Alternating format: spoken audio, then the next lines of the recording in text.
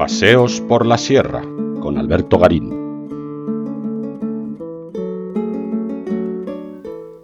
En la sala de las batallas del monasterio del Escorial se encuentra en uno de los muros representada la batalla de la Higueruela, un evento ocurrido el 1 de julio de 1431 a pocos kilómetros de la ciudad de Granada, en aquella época capital del Emirato Nazarí, en donde se enfrentaron las huestes de Juan II de Castilla, lideradas por el condestable Álvaro de Luna, contra los ejércitos del emir Mohammed IX. La victoria se la llevaron los castellanos, que llegaron a asaltar los arrabales de Granada, pero que no fueron más allá, quizás por el terremoto que se provocó unos días después, o quizás, dicen las malas lenguas, porque el condestable fue sobornado por los granadinos con una gran cantidad de monedas de oro. Lo interesante es que en esta gigantesca pintura de más de 50 metros de largo se representó, a partir de una pintura previa localizada en los tiempos de Felipe II en Alcázar de Segovia, aunque esa pintura previa es de mediados del XV, la propia ciudad de Granada en ese año de 1431. La cantidad de detalles de esa ciudad es increíble, comenzando por ejemplo por la torre dentro de la barbacana que quedaba por delante de la puerta de ingreso principal a la ciudad, una torre y unas barbacanas que se desmontaron ya a posteriori, porque por detrás de esa barbacana inicial podemos encontrar, insisto, recorriendo tranquilamente toda esta pintura, el resto de los detalles no solo poliorcéticos, sino también urbanos de esta ciudad de Granada en ese año de 1431. Tras la barbacana, un recinto para proteger el ganado, precisamente en caso de ataque, el albácar, e inmediatamente después la puerta de Elvira, el principal acceso a la ciudad, y que tenía este nombre de aquellos tiempos en los que Granada aún había sido conocido como Medina Elvira. Una puerta de acceso muy bien fortificada, con unos torreones previos que accedían a una liza que ya daba paso a la puerta propiamente dicha, protegida por matacanes que dificultaban el acceso.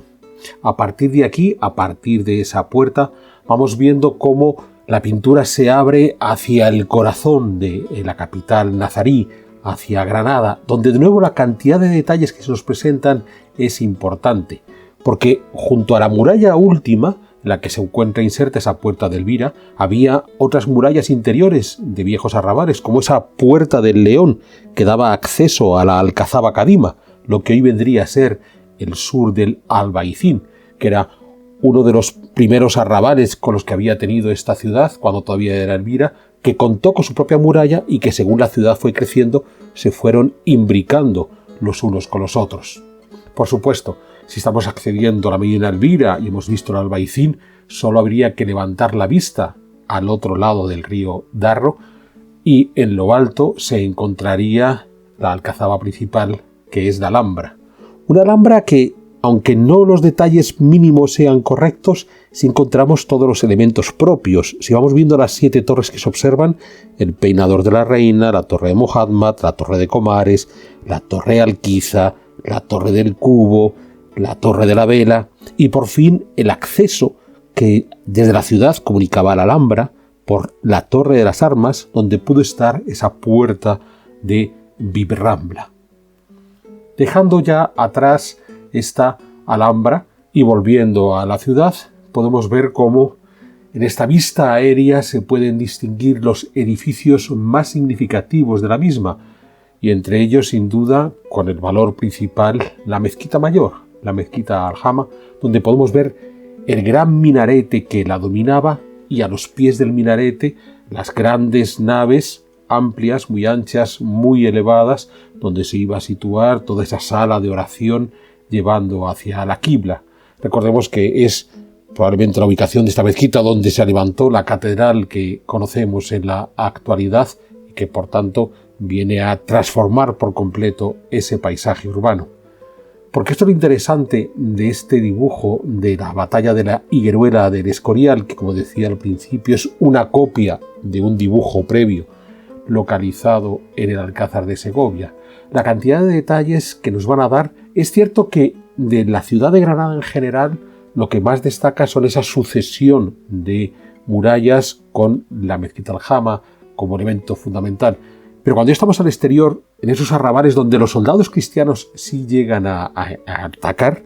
pues en esencia lo que encontramos es una sucesión de alquerías, de casas de labor, donde si miramos con detalle, aunque el dibujante no tengo claro que haya estado allí, que probablemente está dibujando de la memoria de los soldados que sí están, de ahí que la construcción de las casas no podemos asegurar que sean del todo correctas, sí ciertos detalles, esos arcos de herradura que encontramos en algunas de las entradas, la combinación de los materiales, el uso por supuesto de la teja, pero del ladrillo, y de un aparejo regular que pudiera hacernos creer que estamos ante grandes bloques de piedra, pero que probablemente son tapiales que han podido ser encalados y después dibujados con esa forma regular, porque como veremos más adelante al analizar en detalle el molino que queda sobre el río Genil, observamos que cuando quieren dibujar piedras, realmente dibujan las piedras distinguiéndolos de esos tapiales. Pero de nuevo, lo interesante está en el conocimiento que tuvo el dibujante.